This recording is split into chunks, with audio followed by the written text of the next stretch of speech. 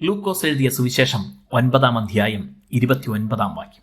അവൻ പ്രാർത്ഥിക്കുമ്പോൾ മുഖത്തിന്റെ ഭാവം മാറി, ഉടുപ്പ് മിന്നുന്ന വെള്ളയായും തീർന്നു.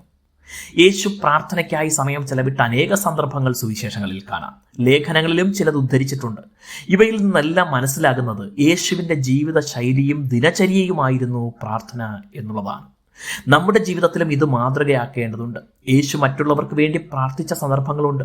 അവിടുന്ന് 5 അപ്പം എടുത്ത് വാഴ്ത്തിയത് ആയിരക്കണക്കിന് ജനത്തിനായിട്ടാണ്. ലാസറിന്റെ കല്ലറയുടെ അരികിൽ പ്രാർത്ഥിച്ചത് അദ്ദേഹത്തെ ഉയർപ്പിക്കാനായിരുന്നു. എന്നാൽ യേശു തനിക്കായി വിരളമാണെങ്കിലും പ്രാർത്ഥിച്ചിട്ടുണ്ട്. തന്നെ മഹത്വപ്പെടുത്തണമെന്ന് യേശു പ്രാർത്ഥിച്ചതും മറുപടി ലഭിച്ചതും കാണാം.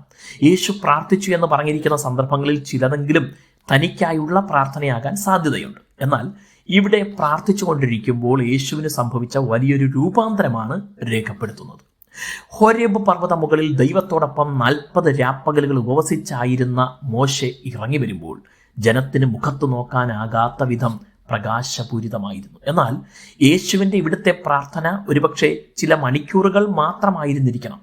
മത്തായി 17:2 യേശുവിൻ്റെ മുഖം സൂര്യനെ പോലെ പ്രകാശിച്ചു എന്ന് ഈ സംഭവത്തെക്കുറിച്ച് വിവരിക്കുന്നു. സ്വർഗത്തിൽ തേജോപൂർണനായിരുന്ന യേശുവാണ് ഭൂമിയിൽ മനുഷ്യനായി പിറന്നത്.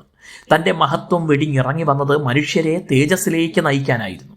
ആദ്യ മനുഷ്യനായ ആദാം പാപം ചെയ്തതിനാൽ ദൈവ തേജസ് ഇല്ലാത്തവനായി തീർന്നു എന്ന് കാണാം.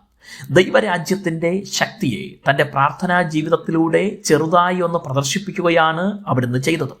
ദൈവത്തോടൊത്ത് സമയം ചെലവിടുമ്പോൾ നമ്മുടെ ഉള്ളിലെ മനുഷ്യൻ അഥവാ ആത്മാവ് ദൈവ തേജസ്സിനെ പ്രതിബിംബിക്കും. പ്രാർത്ഥനയുടെ മനോഹാരിതയും പ്രാധാന്യവും ഒരിക്കൽ കൂടെ ഈ സംഭവത്തിലൂടെ ഗ്രഹിക്കാം. ദൈവം നിങ്ങളെ അനുഗ്രഹിക്കും.